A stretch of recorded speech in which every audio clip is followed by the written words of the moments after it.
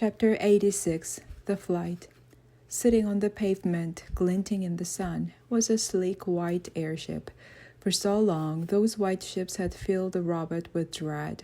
Now, one was about to solve all her problems. The door hummed open, and Dr. Molov rose, and Brightbill climbed aboard. Once they were comfortable, the woman spoke to the airship. "Take us to the island where Resume Unit 7134 was found." The engines fired up, and the ship lifted off. It floated high into the air, turned to the north, and started cruising above the city. The three of them quietly watched the buildings and streets pass below. The city seemed to go on forever, but as they flew faster and farther, it slowly gave way to towns and countryside. They crossed the hard edge of the coastline, and then there was only the ocean and the sky and the airship. The ocean was deep. However, scattered throughout the dark depths were shallow areas, sandbars, reefs, islands just under the waves. In places, bizarre rock formations dug up from the shallows, or were they the ruins of old buildings? The mysterious shapes faded behind the airship and were replaced by more dark depth. The ship flew on, and the hours flew by. Gradually, fluffy clouds came into view on the edge of the horizon. Beneath the clouds was a faint smudge of green, the island. It grew closer and bigger, and then Rose was gazing out at all the places she'd missed. The rocky shore, the mountain and the waterfall, the forests and the meadows and the ponds. Air blasted toward the ground as the ship lowered itself into a grassy clearing. It gently touched down. The engines powered off. Chapter 87 The Homecoming. The airship's door hummed open, and our robot stepped outside. Everything was still and silent, but Rose knew hidden animals were watching, and she greeted them with a mighty roar. "Animals of the island, I have returned. I may look different, but I promise you I am your old friend Rose." Her words boomed across the island, but the only response was her own voice echoing back. The wild robot needed to be wilder, so she reached down and started smearing handful of mud across her body. Then she pressed clumps of weeds and flowers into her muddy coating until she looked more like her old wild self. Brightbill fluttered out from the airship and perched on Rose's shoulder. He shook his tail feathers and squawked, "It's true, this robot is my mother. Come see for yourselves." Silence. And then bushes began to rustle. Faces began poking out from the trees. Animals began scurrying and trotting and flying into the meadow. At first, they moved cautiously, confused as to how this new robot could be their old friend. But they saw her wild appearance, and they heard her wild voice, and news began spreading across the island. Rose was back. A crowd of friendly creatures gathered around our robot.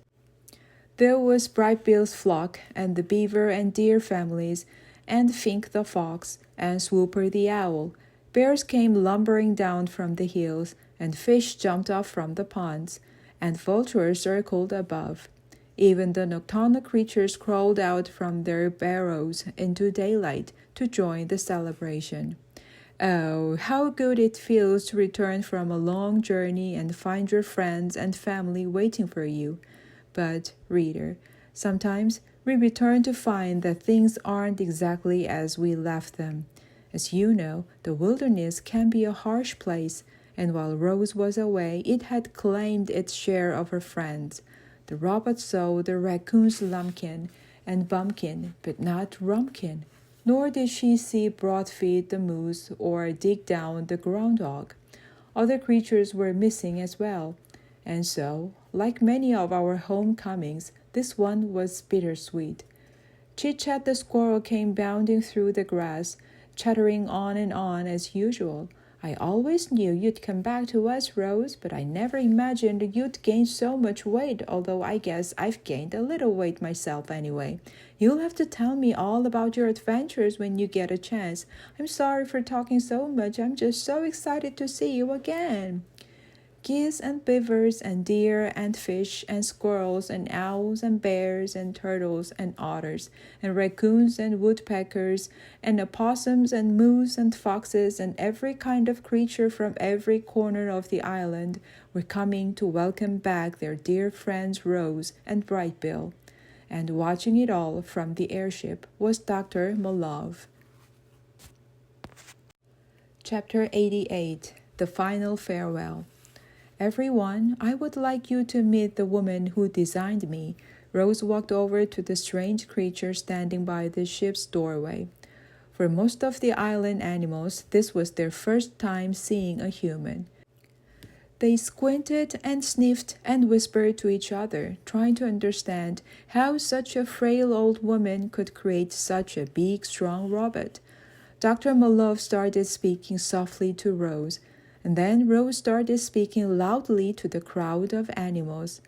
My designer has asked me to translate her words for you, said the robot. The following words are not mine, they are hers. The crowd settled down and listened. Thank you, island animals, for saving Rose. Without your help, she would have died here long ago. But you are not only her rescuers, you are also her teachers. You taught her to be wild, and she needed all of her wilderness to survive, both in your world and in mine.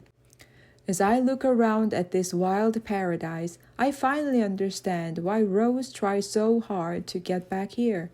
She does not belong with robots and humans. She belongs here, on this island, with all of you. We cannot risk others learning about this place. That is why I will soon leave and never return. But I promise to keep your island a secret so that all of you can live in peace. And I will spend the rest of my days filled with wonder at the miracle that is our wild robot. The meadow fell silent. A flurry of wing beats and Brightbill landed in the grass near Dr. Malov. He gazed up at the woman, deep into her eyes, and then he bowed his head.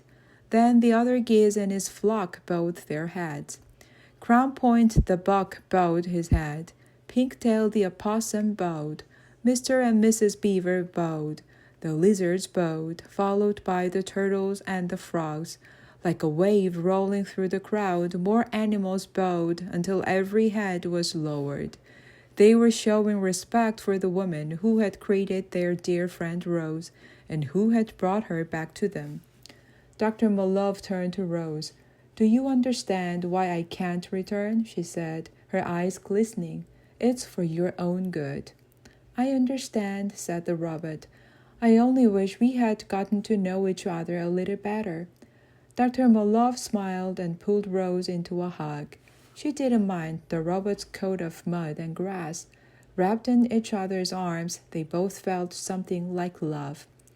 You're the wild robot, said the woman. Go be wild. Chapter 89. The Departure. Dr. Malov stepped aboard her airship and the door hummed closed. A moment later, the engines fired up, and the crowd of wild creatures backed away. Then the ship rose above the island, turned to the south, and disappeared into the sky. Chapter 90. The Island. Our story ends on an island where a robot was returning to her wild way of life. Rose had escaped from the world of humans, and now she was free to be her true self again. She could think and speak and do whatever she desired, and right now what she desired was simply to watch the sunset.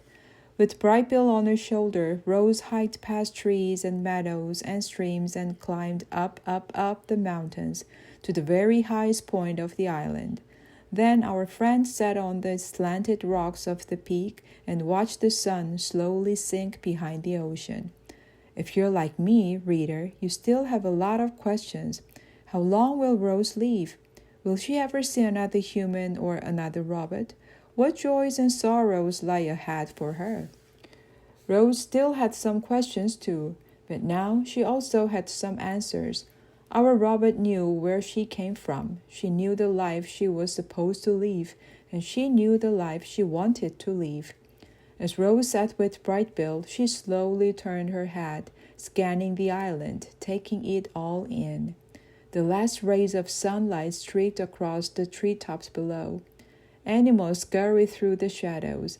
The air was fresh with the scent of flowers and of salt water. The sky began darkening. The crickets began chirping. The stars began twinkling. Everything was just right. Rose felt safe and happy and loved. The wild robot was home. The Epilogue. Autumn had returned to Hilltop Farm. The pasture was coated with frost, but the cows were out there, grazing on the last few tufts of fresh grass. Soon they'd stroll up to the parlor for another milking. Their routine never changed. Mr. Sharif was sitting in his pickup truck with his dog. The man stared out the window across the fields at the new robot. He was keeping a close eye on her. TechLab had promised him this one wouldn't run away, but he didn't trust her yet. These days, the children spent most of their free time working on the farm. Jaya had a way with the cows. Jed liked the tools and the machines.